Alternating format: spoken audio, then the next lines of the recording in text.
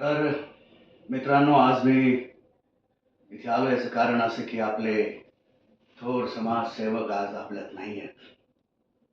मला फार दुःख होतंय की अचानक त्यांचं आपल्यातून निघून जाणं हे या पक्षासाठी खूप हानी आहे.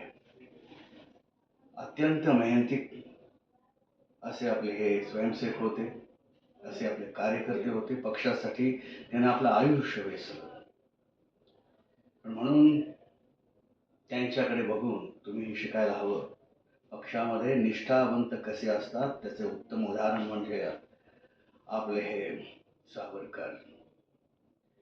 आज ते आपल्यात नाही आहेत. पण लक्षात घ्या, त्यांनी जी आहुती दिलेली आहे, त्यांचं जे बलिदान झालंय ते व्यर्थ जाता कामा नये. पण माझी नम्र विनंती आहे तुम्हाला, आपापसामध्ये दंगली करू नका, कारण ते कधीच त्यांना आवडणार नाही. जे झालं ते झालं. मी, माझा पक्ष, सावरकर कुटुंबियांच्या दुःखात सामील आहोत.